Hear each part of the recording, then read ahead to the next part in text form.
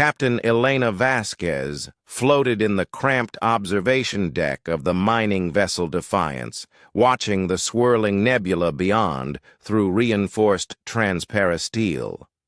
3 years had passed since the Galactic Coalition had issued Edict 2847, the complete banishment of humanity from all inhabited star systems.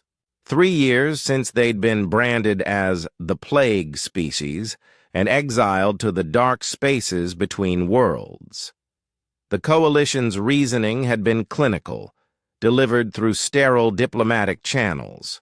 Humans were too unpredictable, too aggressive, too willing to adapt to environments that should have killed them. They disrupted the careful balance of civilized space, they said. Better to contain them in the void before they spread further. "Captain!" came the voice of her chief engineer, Marcus Chen, crackling through the comm. "You need to see this." Elena pushed off the viewport and glided through the narrow corridors of the ship. The Defiance wasn't much to look at. A cobbled-together collection of salvaged hull plates, jury-rigged life support systems, and mining equipment that humanity had managed to steal or build in their exodus. But it was theirs. And it worked.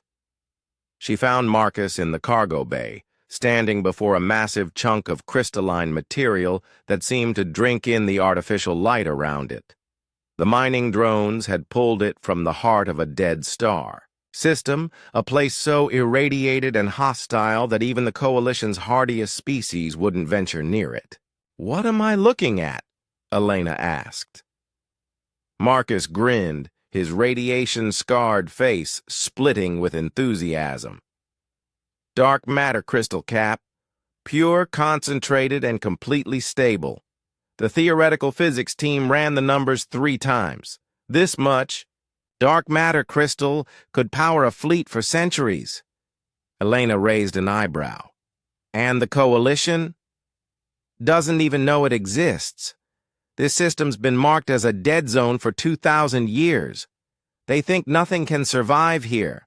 Marcus gestured to the walls around them, where Geiger counters should have been screaming warnings.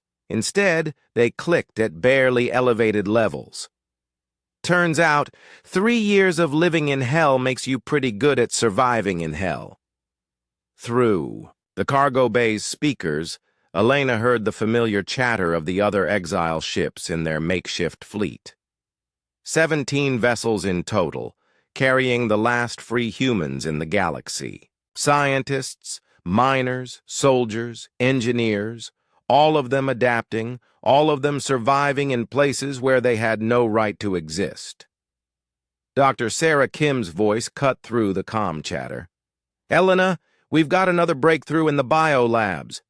The void, algae we've been cultivating, isn't just producing oxygen anymore. It's actually improving our radiation resistance. My team thinks we might be looking at directed evolution in real time." Elena nodded, though Sarah couldn't see her. Humans had always been adaptable, but exile had accelerated something in their species, where other races needed controlled environments and careful life support.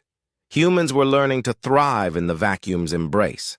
Children born on the exile ships could hold their breath for impossible lengths, their eyes adapted to see in near-total darkness, their bones growing dense enough to handle high-G maneuvers that would crush other species.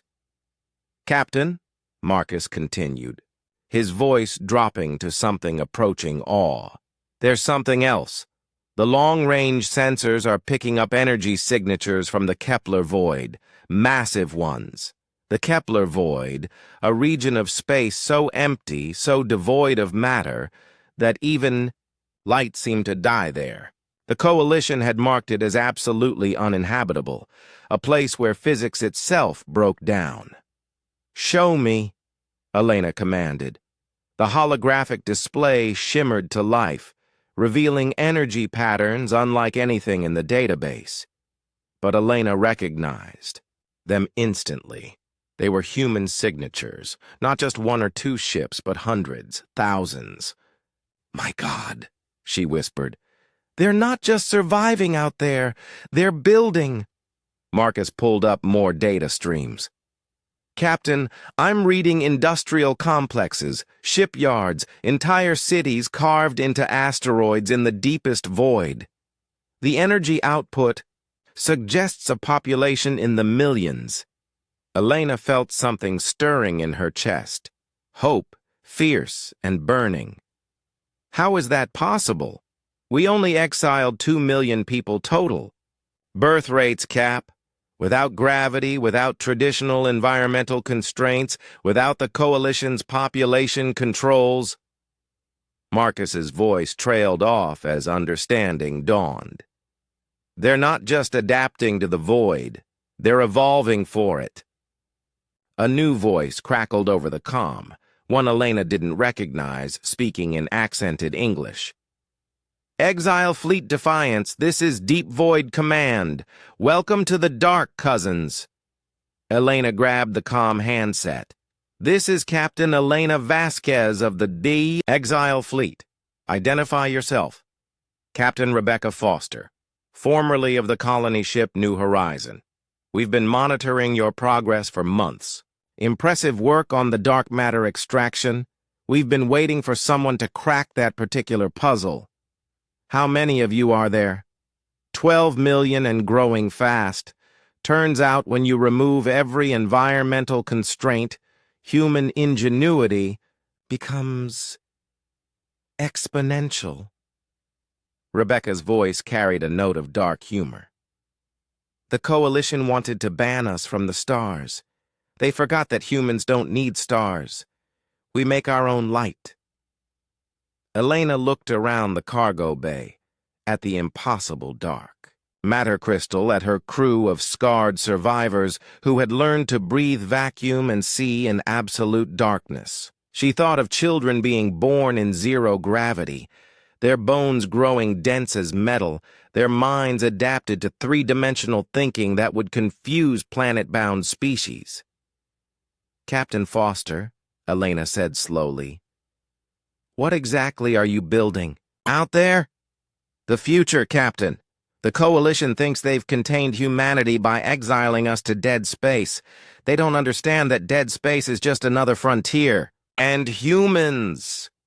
Rebecca's voice carried across the void, filled with quiet confidence. We've always been very good at conquering frontiers.